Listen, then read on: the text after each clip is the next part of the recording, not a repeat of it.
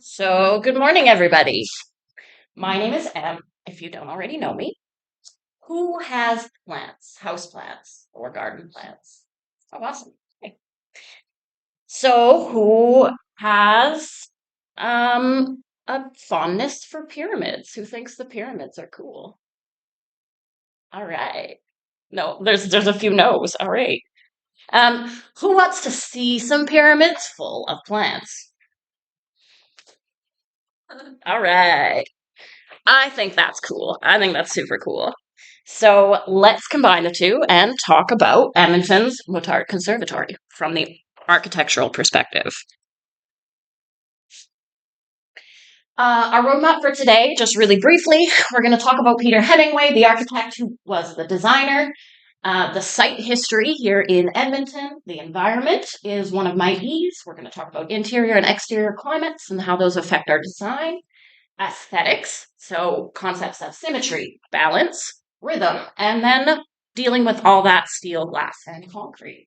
As well, the experience from a user's perspective, flow, accessibility, other things that we need to think about when we're talking about large public buildings like this. Then I'm also going to do a little conclusion and give you some time for questions. So, this is our grand entry to the Muttart. As you can see, this is actually what is now more or less a green roof. This is actually dug down into the hillside of the site, and you kind of approach it as if you are entering underground. So, Peter Hemingway, I want to talk about him first because he's really influential in Canadian history, especially when it comes to architecture. I'm going to read you a quote from a book, so forgive me for looking down, but I want to get it right. So he believed that the unique climate and the landscape of the prairies required really unique approaches. There was a 1983 book called Modern Canadian Architecture. It's really interesting if you are interested in reading that. Author Tracy Anderson has a quote within it from Tracy Anderson is from the City Museum here in Edmonton. And he says, or she says, the prairies present a harsh and unforgiving environment. Cross this climate with a cost-conscious developer concerned with speed of construction and economy of means, and you have very difficult context for design. This goes outside of the quote for everything that we're going to build if you stay in this part of the world. The prairie region requires its architects to be potent givers of form. This, in their opinion, is why the most powerfully original buildings in the post-war era have come from here. So, our history. Hemingway was noted to have a marked romance with both the structures of pyramids in form as well as Japanese influence.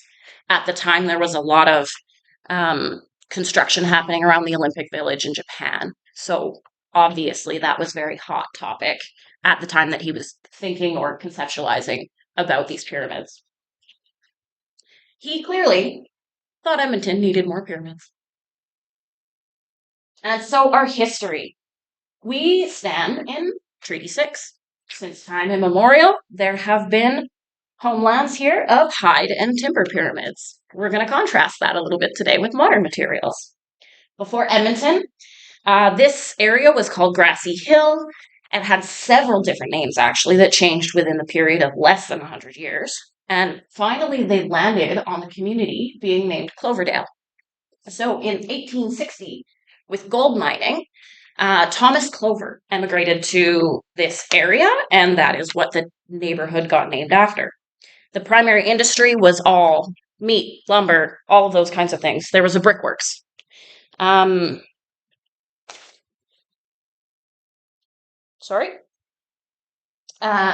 we follow through, the site itself actually became a waste collection site. So it was a landfill. There was an incinerator there.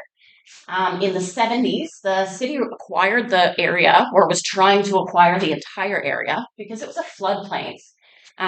So this particular land was actually slated to be nothing, just parkland.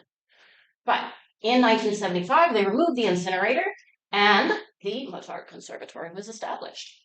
In 2021, our site experienced a major upgrade. There was lots of infrastructure within the building that was just degrading. The city notably abandoned the plans for the floodplain, and that is why the Muttart was allowed to stand in its location and the community could develop around it, making it a hub. For 5 months during coronavirus, it was closed, but it was actually already closed for those upgrades at that time. In June 2021, it reopened, and that brings us today and looking into the future and more upgrades that will come that will deal more with the aesthetic. So keep your eyes peeled for that. It's good study for us. So the city and the province both contributed $1 million.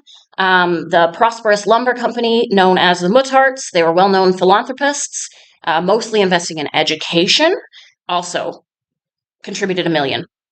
Their son, ironically, was a mayor, and he gave the opening address when the building was opened. Voila!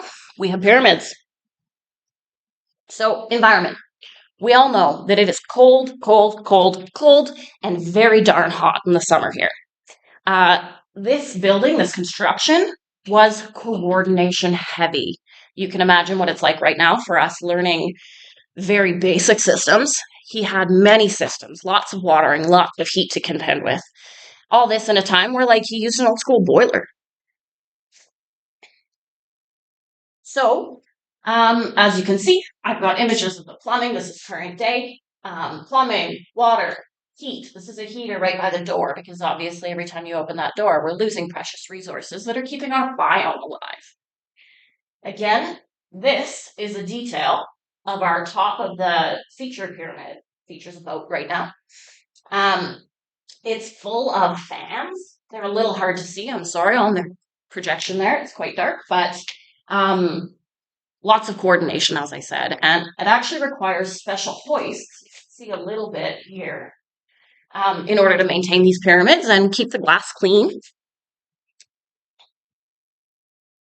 So the major upgrades, for context, this is where we are in the city. Here's our river valley, and the Muttart is here, including the greenhouses. There are greenhouses attached to the structure, but they are not for public tour. And then right there, in context, we are right here. So the major upgrades that happened in 2021 were primarily the boilers, piping systems that were just wearing out, and the heating systems as well. Future renos will include a focus on the greenhouse, as I mentioned. So experience. Flow. Considered well within. If you've ever been there, you know what I'm talking about. There's lovely little paths that lead you around. He was a master at this. But also, due to the nature of the shape, as well as his large-scale structures that he has so much experience with, symmetry, balance. These are all things that he really, really focused on, and I would say did quite well at. There are lots of instances of the golden ratio being used. Other groups talked about that, so I won't bore you with more facts. But it is interesting to see how often it comes up in design work. There are lots of dubious studies on the fact that pyramid shapes make plants grow better. I give you the internet. Go on a rabbit hole. It's fun.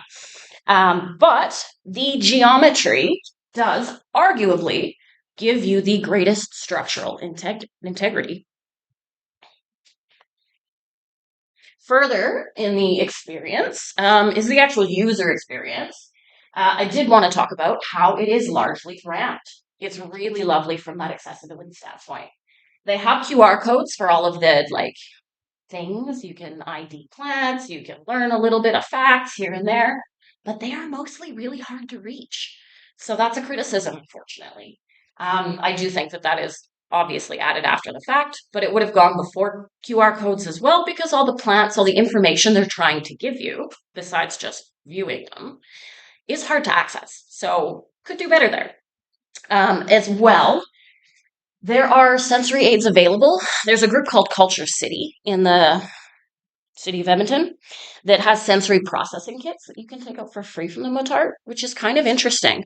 So people that would normally find environments like this way too stimulating, you can get weighted lap blankets, you can get fidget spinners, you can get earmuffs for the noise so that everyone can come and enjoy, which I thought was really, really cool when I learned that. I have another image there. Sorry, I forgot to mention. Sorry. The washrooms. They're tiny. It's cool that they're built-in steps for children and that kind of stuff. But oh my gosh, the toilet stalls are clearly built for a different age.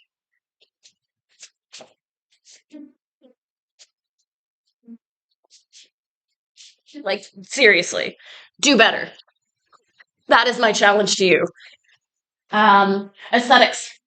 In this building, it's quite simple but beautiful. How do we do better with steel, concrete, glass? They're simple materials. They're quite brutal in many aspects, but they still leave this amazing artistic impression. Um, it's easy when you have lots of beautiful flowering plants around you to really highlight those.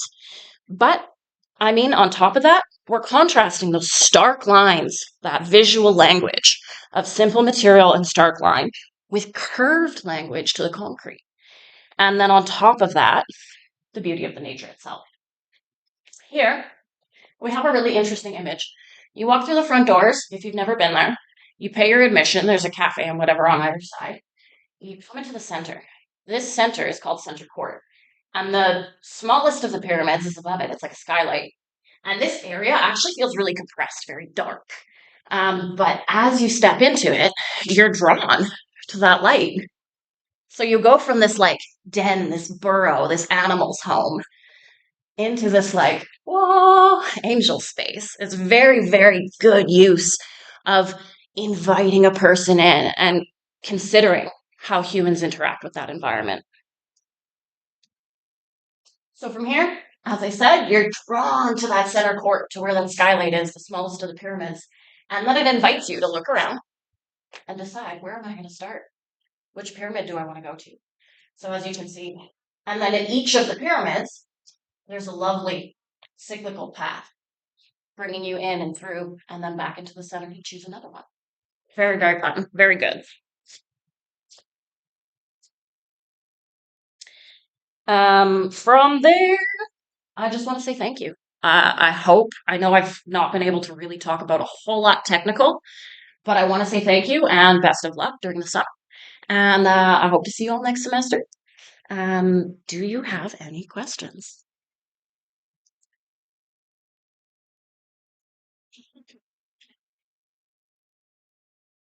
Alatea. How many times did you visit Muttart? I have been to the Muttart many times in my life. This semester, I only went twice. I mean, I could have gone more, but just twice. um, anyone else? Alana. When? Ooh, I do not have that fact for you. I'm really sorry.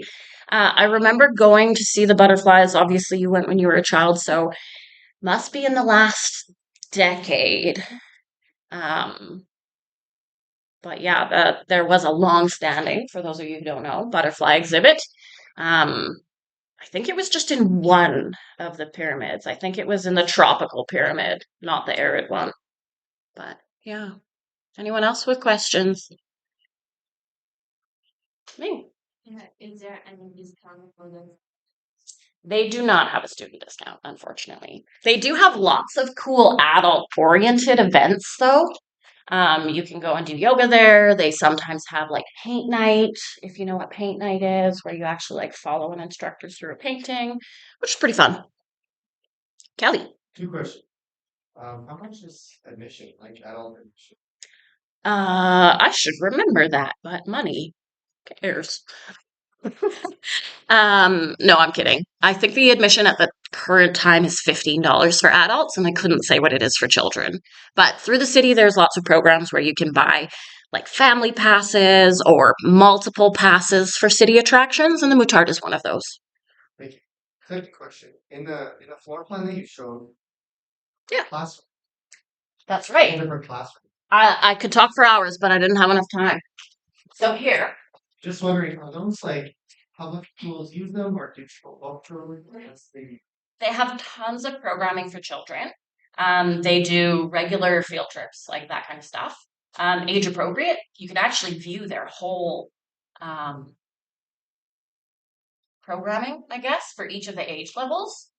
You can book it for private events. Lots of people like to have their weddings here. And then I know they also do summer camps. Like the city of Edmonton does summer camps. Or they did in past. Whether they do this year, I'm not sure. But yeah. There's actually, yeah, so this is like a really large classroom, and this one is more like a small meeting room, which I would have taken pictures of, but they're not actually that interesting. So I didn't want to waste time on that when I could tell you more interesting things. Anyone else? Thanks, guys.